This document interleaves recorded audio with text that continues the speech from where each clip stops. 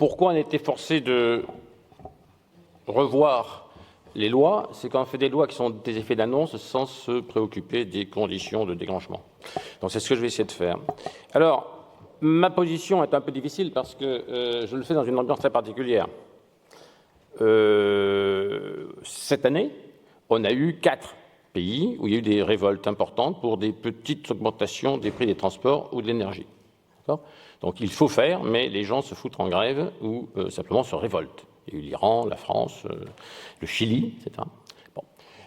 Puis vous avez George Bush, vous avez le Brésil avec Bolsonaro. Donc, si vous voulez, c'est bien de dire qu'on va déclencher, mais enfin, il faut voir le monde, quoi. Deuxièmement, je suis économiste, alors je sais quand même, je m'excuse de le dire comme ça, ouais, c'est de l'autodérision. Je sais très bien que beaucoup de gens ici ne font pas confiance du tout à ce que peuvent dire les économistes, donc je ne vais certainement pas vous dire que je sais comment faire. En revanche, je vais faire la chose suivante, je vais prendre appui sur plus de 30 ans d'expérience dans ce domaine, dans les rapports du GIEC. Je viens de terminer le rapport 1,5 degré, je suis en train de rédiger un rapport entre le GIEC et le Green Climate Fund sur la finance. Non pas pour dire ce qu'il faut faire, mais enfin quelques éléments dont je pense, voilà, je pense que je peux les mettre sur la table, au moins pour éviter qu'on raisonne mal. Et je termine uniquement à la fin à prendre ma casquette d'expert. Okay. Donc quelles sont les bases? Les bases, à mon avis, commencent par ce graphique. Je vais aller très vite. Hein. Vous avez, par grand groupe de pays, ce qui se passe selon que vous regardez le PIB, la richesse, quoi, hein, les émissions, et puis la population. La population, c'est important, parce que la population, il y a un problème qui est politique derrière, hein, ce sont des poids réels. Et j'attire l'attention, en Europe, on voit beaucoup aujourd'hui de gens qui militent, et c'est très bien, pour ne plus investir sur les énergies fossiles. Il faut faire pression sur les banques pour qu'elles ne financent pas. Si on regarde le monde, les gens, vous voyez, tout ce que j'ai dit, tous les exportateurs de pétrole, de gaz, de charbon, tous les gens qui vivent sur un socle d'actifs carbone représentent une part très importante du PIB mondial, assez importante, ils sont très significatifs, ils ont des réseaux partout, et ils ne vont pas se laisser déplumer comme ça. D'autant qu'ils ont des alliés partout dans le monde. Les USA d'abord, mais aussi au sein de chaque coalition. Donc la seule façon de faire pour déclencher une transition, c'est que l'Europe, puisque nous sommes vertueux, on veut prendre le leadership, fasse alliance avec des très gros pays en développement, la Chine bien sûr, mais aussi l'Inde et puis d'autres, en tendant un peu la main, j'insiste, aux pays producteurs de pétrole, mais aussi à l'Afrique du Sud qui fait du charbon, mais aussi à la Pologne qui a du charbon, d'accord, pour que ces gens-là ne se disent pas qu'on est en train de leur interdire de devenir riches. Sinon, ce qui va se passer, ce que j'ai vécu, parce que j'ai fait un peu de diplomatie du temps de Kyoto, il y a un mot, vous savez, qui est « hypocritical Europe ». L'Europe est hypocrite. Les pays de l'OPEP, les USA vont aller voir les autres en disant « Regardez, mais ces Européens vont vous interdire de vous développer ». D'accord? Donc il faut une alliance forte en tenant compte de ça, et ça remonte ça à la conférence de Stockholm en 72 en parenthèse. Alors, qu'est-ce qu'il faut faire? On ne peut pas jongler uniquement sur les imparités. Il faut une alliance où aucun pays ne perd. C'est simple, sinon ils ne viendront pas. Ça, c'est tout bête. Deuxièmement, il faut qu'à l'intérieur de chaque pays, il y ait un accord politique assez sûr, stable, pour que ce soit crédible. Alors, ou bien parce que les perdants se sont compensés, ou bien parce qu'ils sont vaincus politiquement, la boucle, mais il faut que ce soit solide à l'intérieur de chaque pays. Et sans être économiste, de bon sens, vaut mieux gérer un truc comme ça avec une économie qui croît qu'une économie qui décroît. C'est plus facile. Vous êtes d'accord? C'est pas l'économie, c'est du bon sens. Alors, c'est là que je vais vous montrer un tableau, j'ai fait exprès, de dire la chose suivante. Ça me permet de dire, parce qu'en gros, je suis en train de vous dire, il faut croître. Et je sais que beaucoup de jeunes, en particulier, sont regardés, il y a des bouquins là qui sont vendus, il y a des gens qui ont écrit sur la décroissance. Alors, il y a une chose que je dois dire, je perds du temps pour ça, je fais exprès. Ça fait tellement perdre de temps que ici, c'est une économie où vous avez des secteurs, en colonne, ils achètent aux autres, hein, le secteur 1 achète au secteur 2, achète de l'énergie, selon la capacité, selon les prix que ça représente, et puis selon un coefficient technique. Vous avez des salaires et puis des marges. Et ça circule dans une économie. Eh bien, la croissance, ce qu'on appelle produit intérieur brut, Ce n'est pas le produit disponible, ce n'est pas le chiffre d'affaires, c'est les marges et les salaires. Il n'y a pas d'énergie dedans. D'accord ? Le contenu matériel, il est dans la consommation intermédiaire. D'accord ? Petit exemple très simple, la tomate que j'achète dans un maraîcher près d'Odos dans les Pyrénées, elle a plus de valeur en termes de salaire et moins d'input intermédiaire que la tomate achetée d'Espagne ou des Pays-Bas. Donc ne vous laissez pas avoir par l'idéologie de la décroissance. Si ça, la décroissance, c'est le PIB. C'est pas pareil que de dire il faut que je sois plus sobre, il faut que ma tomate, elle ne vienne pas de trop loin, il faut que je fasse attention à ne pas trop consommer. C'est autre chose, mais ce n'est pas de la décroissance. Cette décroissance, on en a besoin pour financer les infirmières, les hôpitaux, etc. OK ? Bon, c'est une erreur majeure en termes logiques. Deuxième chose maintenant, par contre, il y a une source de décroissance terrible, c'est que si on fait de l'énergie, elle sera plus chère, et il y a un truc qui s'appelle l'effet de propagation. Je reprends le même graphique pour dire que vous avez la somme en bas des prix, ça devient des choses que les gens vont vendre, et c'est très simple.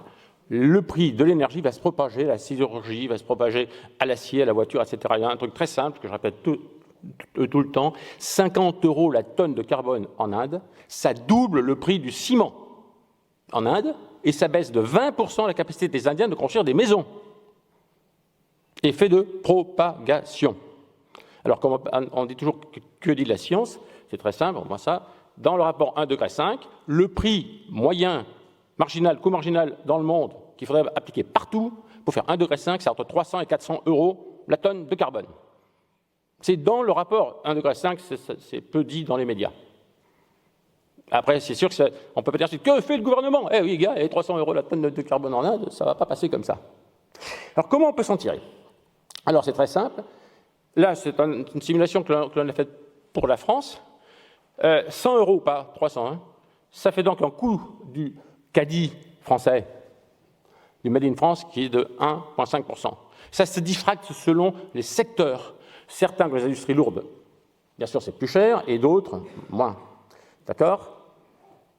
La conclusion de ça, c'est que, et ça, il faudrait le dire, y compris ceux qui prennent des lois et ceux qui nous dirigent. Je sais qu'ils n'ont pas encore pigé ça, si vous regardez les médias. Les gens se disent, mais avec la taxe carbone, il faut financer la transition. Alors ça, c'est une simulation qui va être sur notre site demain, et vous pourrez jouer avec. Alors comme je sais que les économistes, en général, on est censé pas être tout à fait sérieux, c'est très simple, c'est un tableau de chiffres, c'est même pas un modèle, c'est un tableau de chiffres français aujourd'hui. Qu'est-ce qui se passe quand ça propage ? Il faut faire l'expérience vous-même, d'accord ? Vous pouvez jouer avec. Puis il y a une petite pièce de théâtre qui vous dit comment ça marche.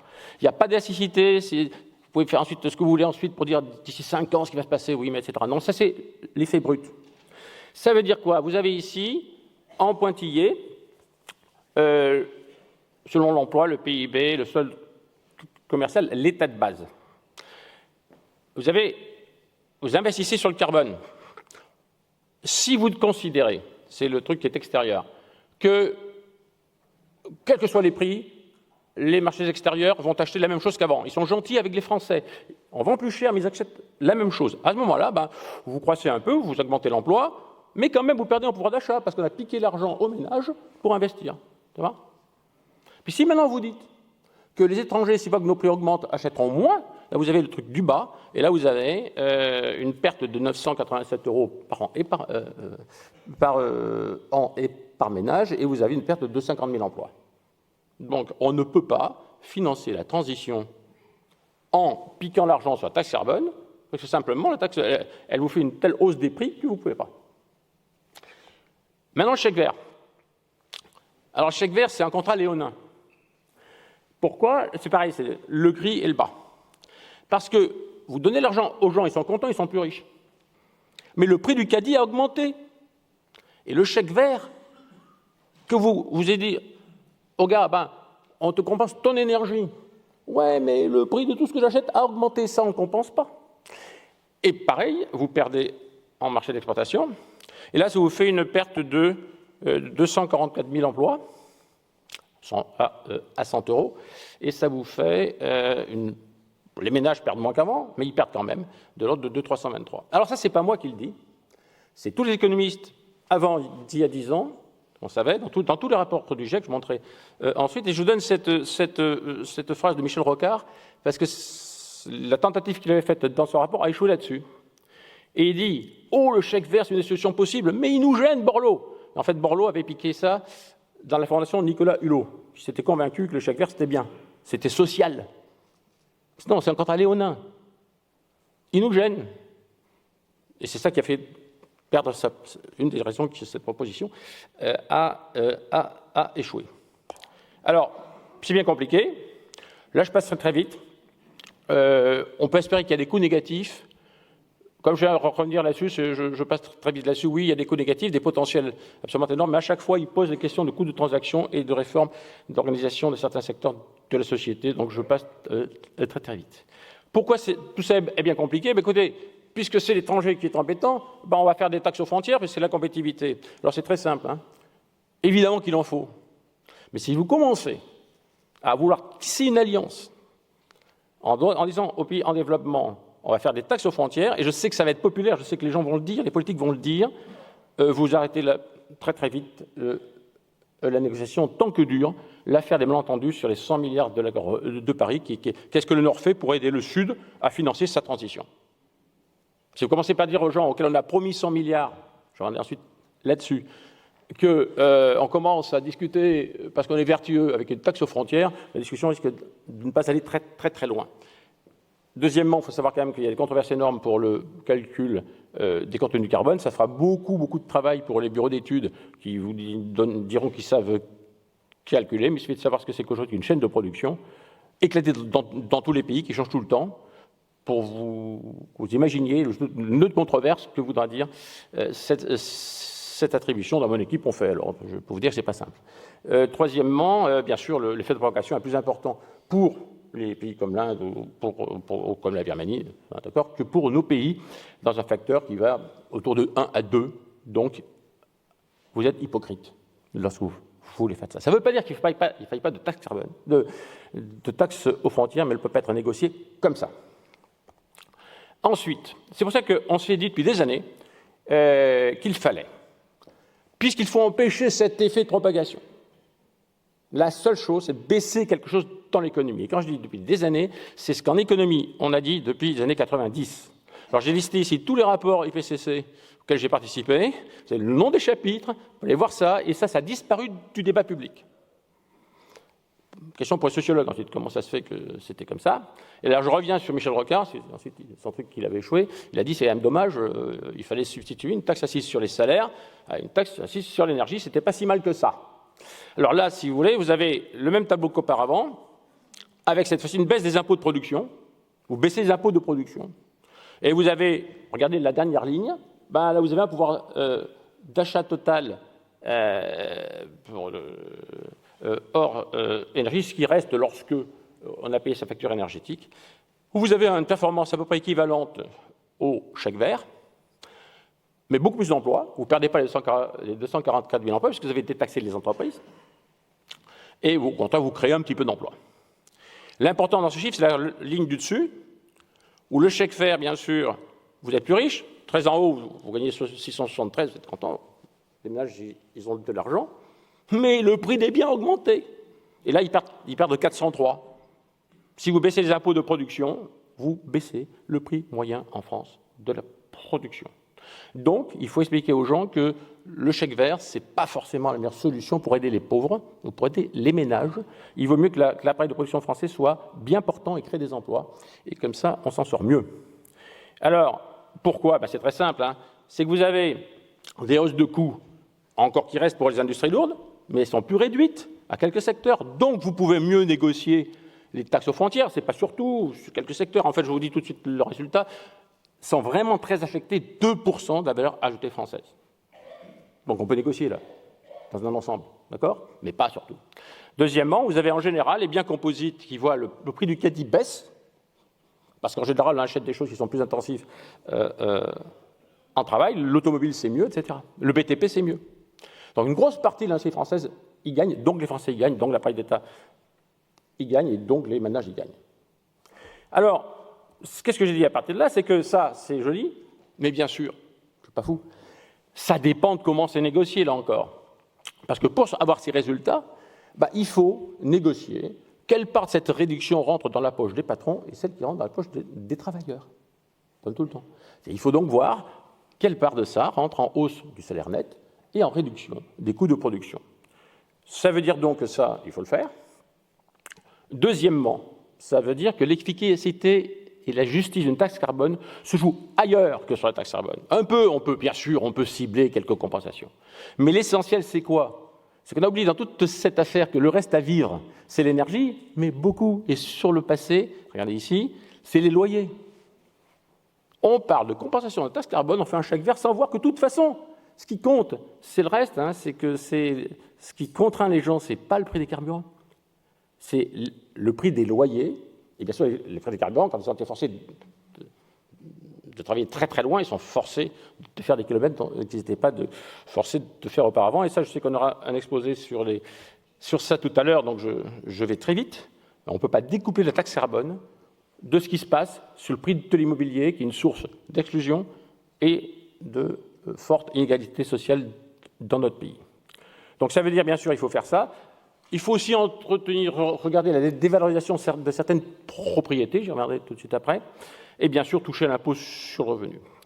Donc ça veut dire qu'une taxe carbone isolée est une taxe carbone morte, et je mets en dessous ici, c'est du Rocard encore, ça c'est tiré de son rapport, je fais exprès, alors pour ceux qui le connaissaient un peu, c'est un langage, comme ça. Il faut créer une instance pérenne de discussion dans l'orientation d'une taxe carbone, voilà. Ça veut dire qu'il faut donc quelque part négocier tout ça, c'est pas si simple, et pas la lancer comme ça. Et mon problème, c'est comment ça se fait que la fragmentation des expertises et des militances a pu faire oublier ça. Alors maintenant, qu'est-ce qui s'est passé? Là, ce que je vais expliquer, c'est bien et mal en même temps. C'est-à-dire, si on utilise il faut une société carbone pour empêcher la propagation. Bon, il faut s'arranger à ce qu'elle soit bien. Mais je n'ai pas encore dit comment on faisait la transition, parce que j'ai encore vu qu'il y avait encore une perte de pouvoir d'achat, et ça va être très très dur. Il faut quelque chose d'autre. Là, c'est miraculeux, je vais vous expliquer ensuite comment. Je fais la même simulation. On va considérer qu'on va dérisquer les investissements bas carbone. On va les accélérer. Pour ce tableau, je n'ai pas besoin de ça. Vous admettez ça. Et on va voir comment ensuite. Alors là, vous les accélérez, là c'est 16 milliards par an, à peu près, et vous tombez sur ce truc qui est magnifique. Vous dites, ça c'est bien. D'abord, je ne perds pas en pouvoir d'achat. Et deuxièmement, je crée de l'emploi. Alors, est-ce que c'est une manne qui vient du ciel? C'est un truc tout à fait miraculeux? Non. L'idée, c'est la suivante, c'est de voir qu'est-ce que ça veut dire le financement des investissements bas carbone. Qu'est-ce que ça veut dire vraiment? Et là, on va voir qu'il y a des marges de manœuvre. Alors là, je vais très très vite, parce que sinon, je ne vais pas attendre. En gros, les économistes ont tendance à penser que le dérisquage, on n'en a pas besoin. Il suffit de mettre des prix très très élevés, c'est le signal prix, et tout le monde va s'aligner. C'est évident, avec ce qui vient de se passer, ça risque pas d'être une solution qui fonctionne, donc il faudrait que j'ai des signaux encore plus forts que ce qu'on croit, puisque les signaux qu'on a aujourd'hui dans nos modèles sont même sous-estimés par rapport à ce qui est possible, enfin, à ce qui serait nécessaire. Des normes et des standards, parce que ça paraît gratuit. Tout peut dire, ouais, on va prendre des normes, on va faire quelque chose, parce que ça, personne ne dit qui paye. C'est un peu dangereux, ça, parce que faut savoir à quelle mesure les projets financiers, les choix techniques faits ne sont pas le résultat de simples lobbies plus efficaces que d'autres.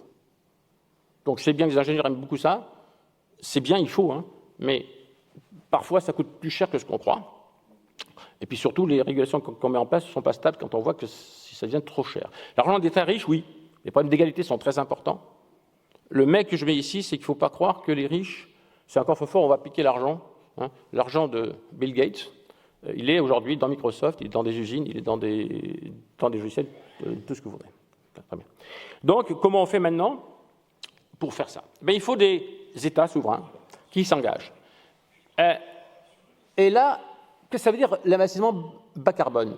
D'abord, attention à la vaste détrition. Comme j'ai que 5 minutes, je vais aller un peu vite ici, je vais insister sur un graphe.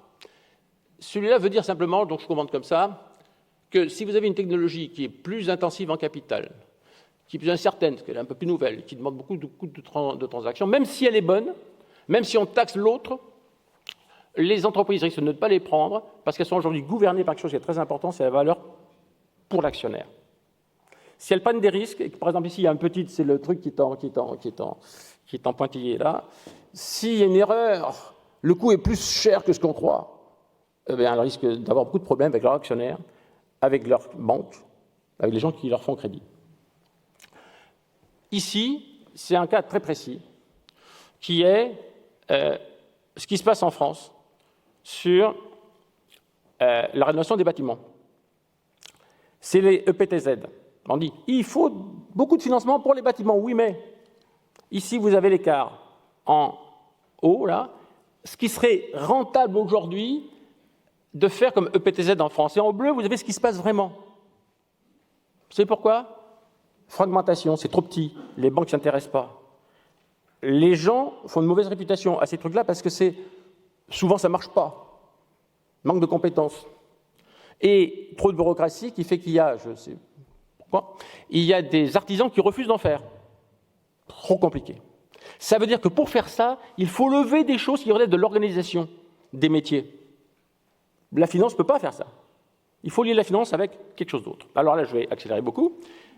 C'est-à-dire que ce qu'il faut ici, c'est rediriger l'épargne vers les investissements bas carbone et le faire dans des conditions telles que ça nous aide à limiter des impasses très fortes dans l'économie mondiale et dans l'économie que l'on connaît aujourd'hui. Tout ce truc est un peu compliqué, je vais résumer en une seule phrase. Ce n'est pas des économistes gauchistes, c'est Larry Summers qui dit « Le capitalisme moderne est caractérisé par un écart entre l'épargne et la capacité d'investir. L'épargne va là, pas à des investissements productifs et pas dans des infrastructures parce qu'elle a peur. Et qu'est-ce qu'elle fait?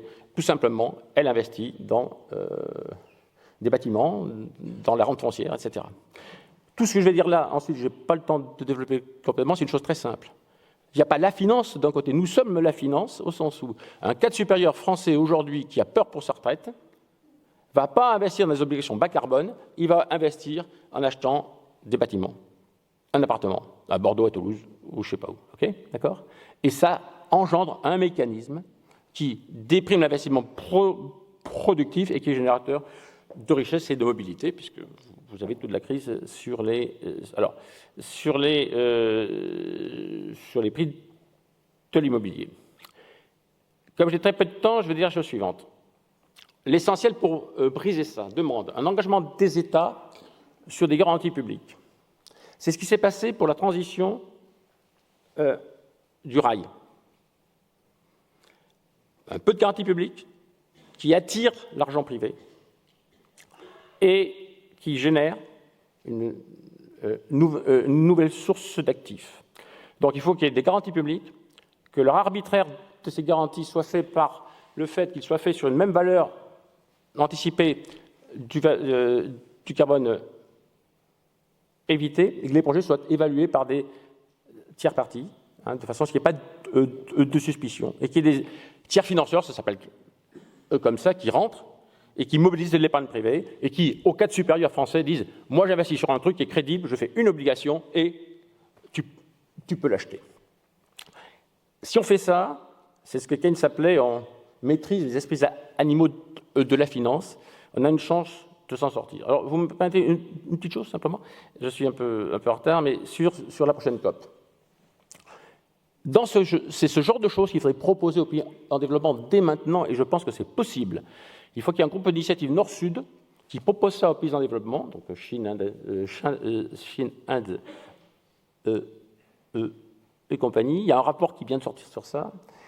L'intérêt, c'est de réduire la fragmentation de l'aide au développement, qui est un des obstacles très très importants. Les gens ne savent pas à quel guichet s'adresser. Renforcer les coopérations entre banques et fonds verts. Mobiliser les investisseurs institutionnels partout dans le monde, y compris chez eux, dans les pays en développement, et permettre l'accès au projet bas carbone à des pays qui aujourd'hui n'y ont pas accès. Alors ma conclusion, c'est de dire, pour vous dire que c'est possible, il y a une étude qui donne les ordres de grandeur. Dans les 5 prochaines années, c'est entre 5 et 8 milliards de mise de fonds. Il y a un effet levier de 1 à 16, à peu près, entre la mise de fonds pour les coûts publics et ce que ça lève comme argent privé. C'est facile à rembourser parce que, bien sûr, le chiffre d'affaires qui est les exploitations qui sont générées par ça compensent très vite le coût pour le public. Et alors, ma conclusion, c'est quoi? c'est de dire, je fais exprès de faire un truc en latin pour dire, allez, écoutez la partie de l'autre. Qu'est-ce que l'autre a à vous dire? Eh bien, il faut éviter quelques erreurs de doctrine. Il faut absolument, à mon avis, que l'on arrête de procéder par injonction d'urgence. L'urgence, c'est, comme me dit le rapport 1°5, créer les conditions enabling de mise en acceptation de toutes ces mesures. Je pense que la chose à faire, c'est ma dernière ligne, c'est que si on a un Green Deal européen sérieux où ces garanties-là font effet de relance budgétaire, si on arrive dès la fin de cette année, et c'est possible, d'avoir une offre claire aux pays en développement, Chine, Inde principalement et d'autres, alors on peut espérer que Greta Thunberg, la prochaine fois, ne se contentera pas de dire au président des États-Unis qu'il est vilain, mais qu'il y a des gens prêts à faire quelque chose.